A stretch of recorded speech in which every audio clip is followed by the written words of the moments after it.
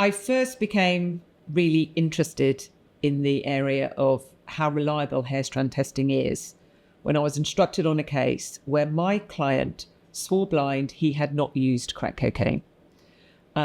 He was black, he had dreadlocks, and the testing company said that he was used crack cocaine at a high level. And I met him in conference and he denied it. He was caring for his older daughter very well, no concerns about care. But because of this drug result, the local authority, the parenting assessor and the guardian were all saying, this little boy needs to be adopted on the basis of these drug results alone. So it's a single issue case. And I felt, as his lawyer, I needed to do all that I could to challenge this evidence. So I got permission to cross-examine the author of this so-called expert report.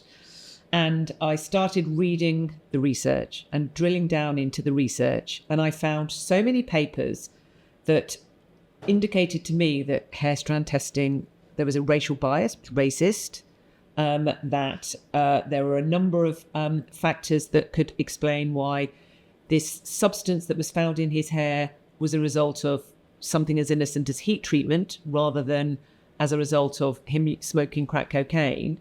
And I took all those papers to court. I cross-examined the expert. I secured a nail sample test, which demonstrated there was no cocaine in the nail. And as a result of that successful challenge, the child went to my client and was not adopted. I'm not an expert in toxicologist. I expect the expert to tell me about this research and me not have to find it in order to challenge it.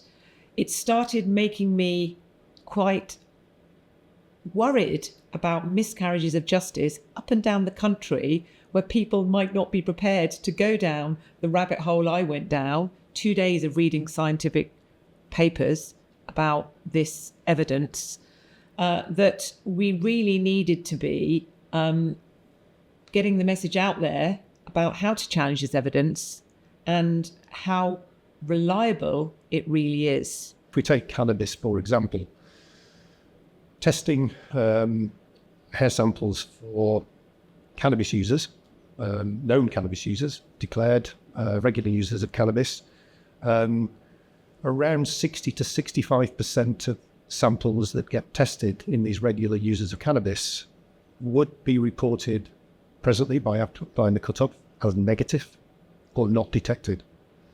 If we're looking at cocaine, people who are not using cocaine, for example, typically around about 20% of cases will be deemed to be positive despite the fact that they're not using it. And it's explained by a number of factors. It can be contamination from their partner. It can be because 6-7 months ago, they were using cocaine.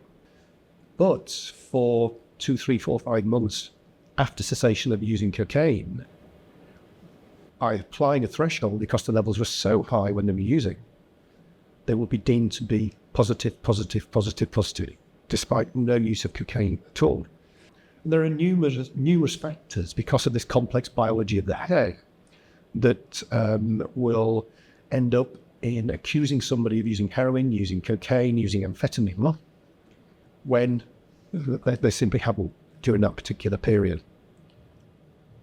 There's this table which shows the results of 3,000 users and what happens to the results when a cutoff level is applied.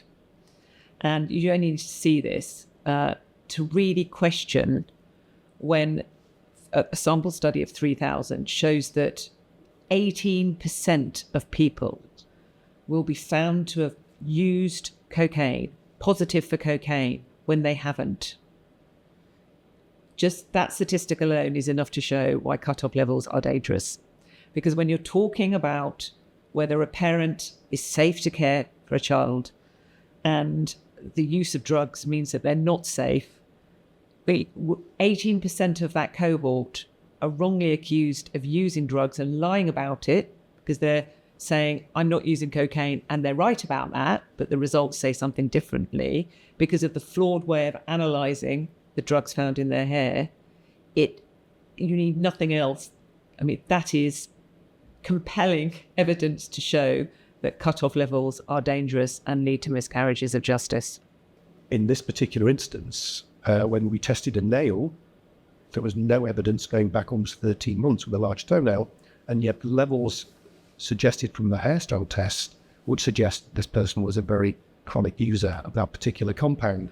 So someone within care proceedings who may have turned their life around, engaging with drug services, abstaining from using cocaine in order to maintain the care of their child and demonstrate change, with the application of the cutoff level, will be told you're still using cocaine and you're lying about it.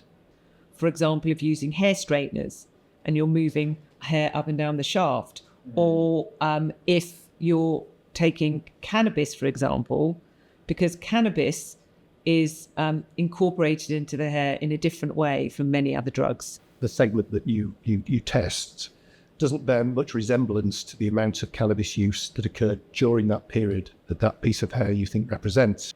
Many of the papers that I found and relied on successfully in this case, and some others, are available on our website if anyone is looking for resources to help them challenge this evidence.